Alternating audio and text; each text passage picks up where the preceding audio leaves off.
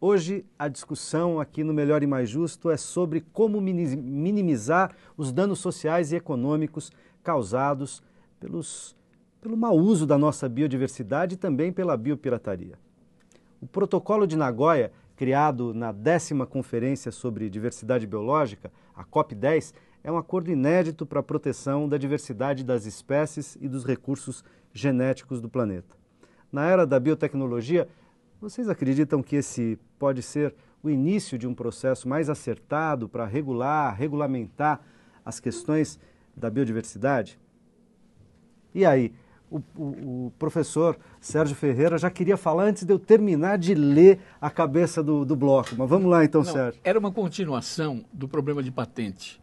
A patente foi inventada por francês e inglês, que não queriam que a gente usasse as coisas, por exemplo, em se tratando de extratos, em se tratando de drogas vindo, não queriam que a gente usasse as poções, etc. Então eles inventaram que para fazer patente você tem que ter a molécula, senão não dá patente. Embora nos Estados Unidos eles façam da solução. Embora em alguns lugares eles façam do extrato. Mas nós, até há pouco tempo, eu não sei se mudou, nós teríamos que ter a molécula. Mudou ou não mudou? Não mudou, não. Não mudou. Então, significa, como nós não temos uma química avançada, ficamos, então... À mercê de mandar isso para um outro gringo. E o gringo é que faz a patente. Faz a patente e nós nem ganhamos o royalty da patente. Quer dizer, isto está aí, doutores.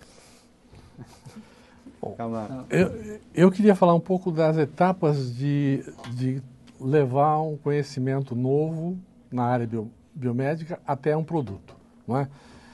Passa pelo laboratório, sem dúvida nenhuma. Vamos pegar um exemplo. Né? Pegar, por exemplo, a ivermectina. Ivermectina, acho que todo mundo conhece, né? O Ivotan. Né? Todo mundo que cria animal sabe o que é isso, até o próprio homem. Né? É uma droga que é utilizada contra parasitas, de um modo geral. Né? É uma fábula que se gerou isso de produto. Né? Gerado de um streptomyces que o indivíduo encontrou na terra. Né? Cultivou e no final dos anos 70 se isolou uma substância, não é? Algumas substâncias complexas, não é? Uma molécula extremamente complexa que não dá para você sintetizar no laboratório, não dá para sintetizar. E se fizeram um semissintético disso aí, e a Merck Sharp & Dohme vende isso no mundo inteiro e resultou, hoje a patente estourou, já vencida, mas significa bilhões. Mas o que é essa substância? Essa substância é uma substância capaz, e isso foi o farmacologista que identificou, né? Aqui capaz no Brasil? Não, no exterior. Tá, o exemplo é mundial. É mundial. Que atua sobre o canal de cloro, né? Que é um canal iônico. E esse canal de cloro existe na nossa cabeça, existe no nosso corpo, em todo o nosso organismo. E essa substância afeta o canal de cloro e faz com que os músculozinhos do carrapato, por exemplo, né, fiquem todos contraídos, né, e ele caia fora. Os vermes que estão nos intestinos do animal, né, têm os músculos contraídos também, eles caem fora. Entende? Então, foi uma revolução nessa área. Né? Mas isso não pode ser usado para esposas, né? Então, mas o que eu estou querendo dizer é o seguinte, o pesquisador científico tem uma fase do desenvolvimento de um produto que é essencial o laboratório. Não é a indústria que vai fazer isso, não. É o laboratório que vai fazer isso. Mostrar que o canal iônico de cloro que afeta o parasita, não é 100 vezes mais sensível a essa substância do que o canal de cloro do nosso organismo. Isto fez a diferença. Quem fez isso? O pesquisador.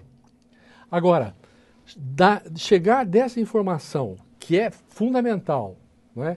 Criada no laboratório pela pesquisa científica, para chegar ao produto, tem que passar por várias outras etapas que nos Estados Unidos, na Europa, principalmente nos Estados Unidos, passa por uma cadeia de pequenas empresas de biotecnologia que desenvolvem partes de cada uma dessas coisas. Nós não temos, aqui no Brasil nós não temos isso. Né? Então tem buracos enormes nessa coisa. Aquilo que o Sérgio falou da química medicinal no Brasil, então é um desastre. Você descobre uma substância ativa, e nós descobrimos várias delas, inclusive patenteamos algumas delas, né? Para você ir dali, para ter o produto, é um longo caminho. E se não existir química farmacêutica muito bem desenvolvida nessa área, você não chega a lugar nenhum. Não é?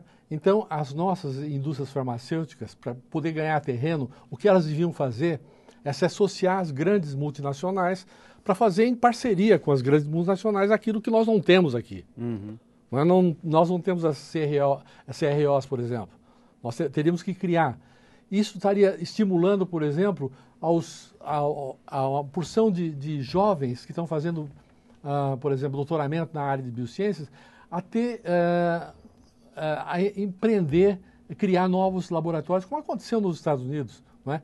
E multiplicar muito a capacidade de aproveitamento do conhecimento biológico para gerar produto. Isso seria, inclusive, no médio e no longo prazo, em função de ser uma cadeia complexa, uma cadeia, estou falando econômica, inclusive. Exatamente. De ter várias etapas, etc., seria um importante gerador de empregos, etc. Exatamente. Né? Um emprego desenvolvimento social, emprego que nós não temos o que fazer, por exemplo, com os nossos pós-doc. O que nós estamos fazendo? Então, se falar de biopirataria hoje, é falar biopirataria de cérebros. O que o Brasil está fazendo é o seguinte, aquele indivíduo mais inteligente, aquele indivíduo mais criativo, bem preparado, vai para fora.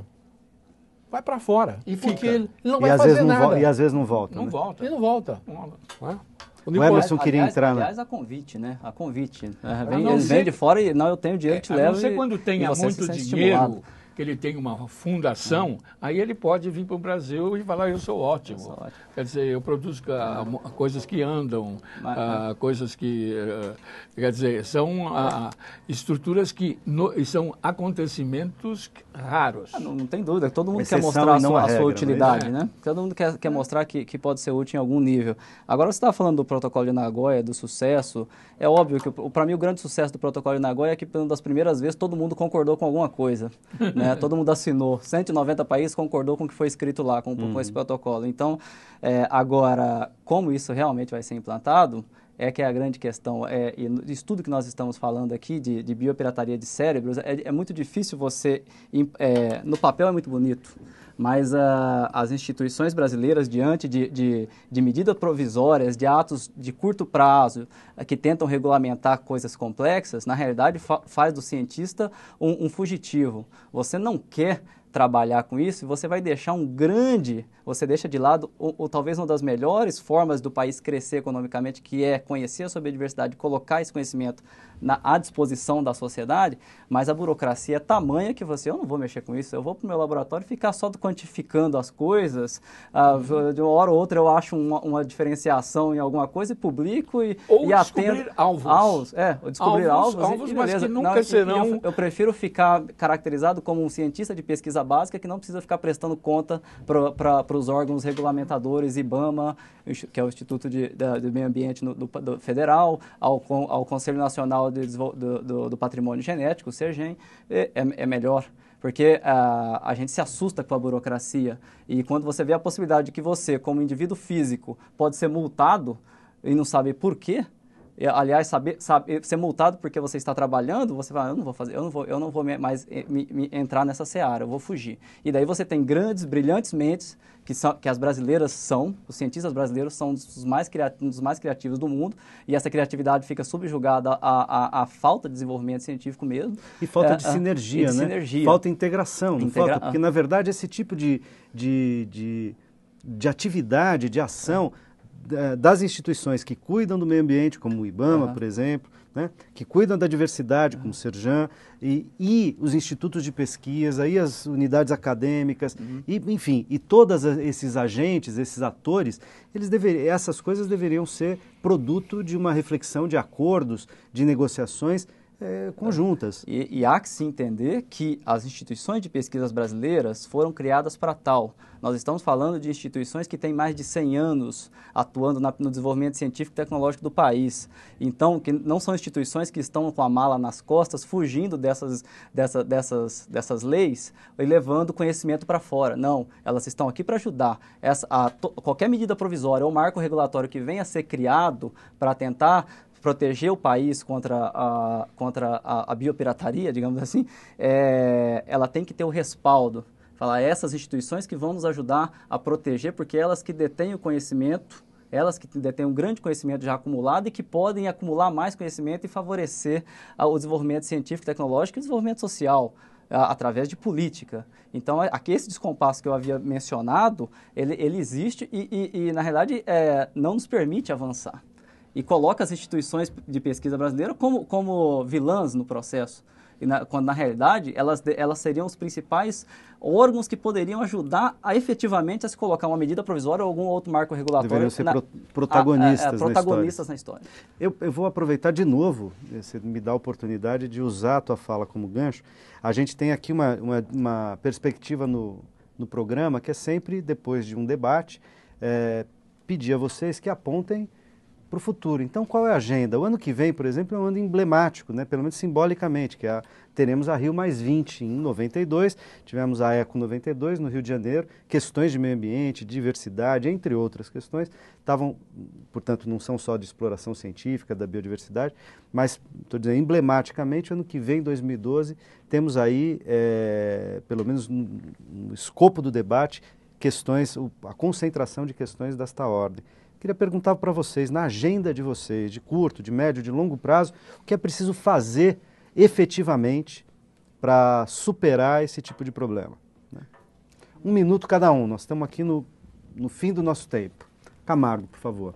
Uma coisa bem objetiva, bem clara e que até pode ser transformada numa piada é o seguinte: a Constituição do Estado de São Paulo, né, diz o seguinte, no artigo 272, né, nenhum produto pode ser negociado, nenhum produto produzido com verba do Estado pode ser negociado sem a assinatura do governador. Isso inclui patente. E tem que ter a aprovação da Assembleia Legislativa. Uhum. Muito bem. Você estabelece uma patente, não é? E vai negociar com uma empresa estrangeira e ela vai ver como que se regulamenta aquilo naquele país.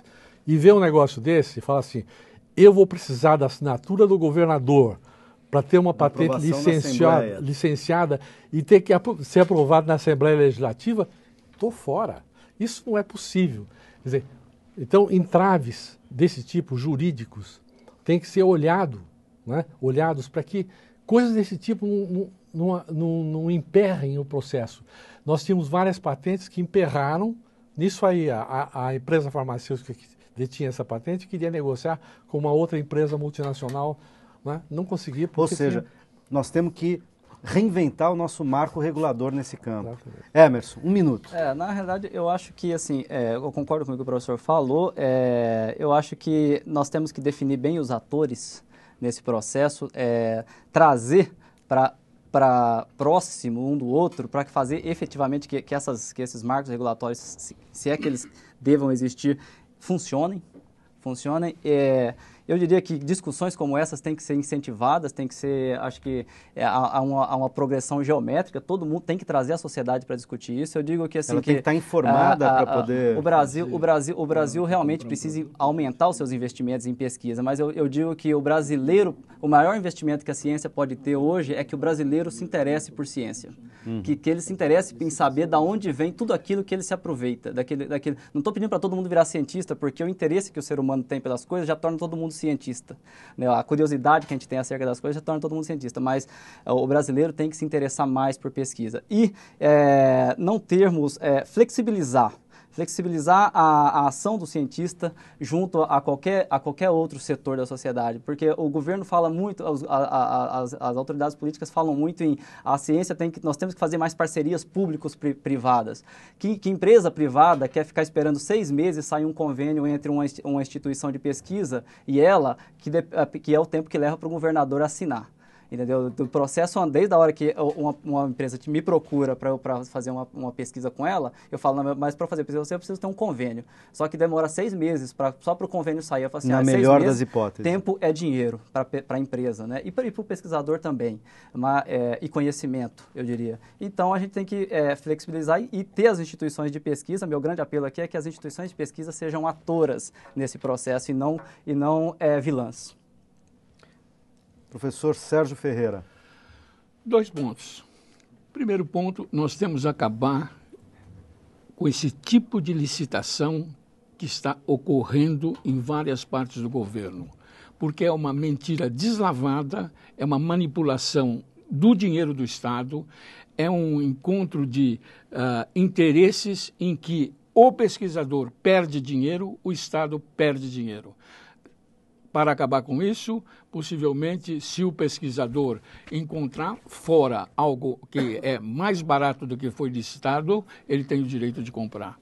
Quer dizer, acaba com esse processo de manipulação da coisa. Quer dizer, que tem que fazer uma licitação aberta. Quer dizer, terminou, eu tenho o direito de comprar porque eu sei o que eu quero e porque frequentemente eles me dão uma porcaria em nome do preço mais barato. Bom, isso é um problema comum, que é um desperdício de dinheiro enorme e de tempo, porque isso aqui vai gastando tempo e as universidades ficam... Bom, isso é um problema, licitação. O outro problema eu estava fazendo, que é a formação de grupos dentro da universidade.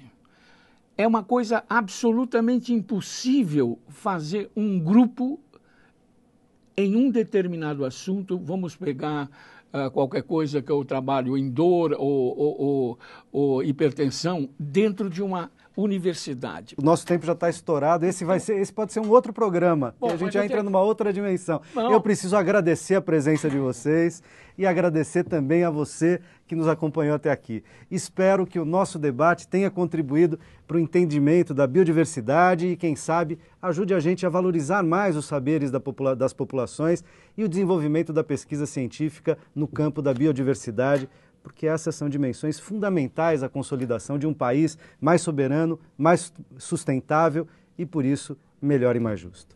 Você pode rever este programa e todos os anteriores no nosso site tvt.org.br. E para falar com a gente, mande um e-mail mmj@tvt.org.br. A gente se encontra na próxima quinta-feira ou a qualquer momento na internet. Forte abraço!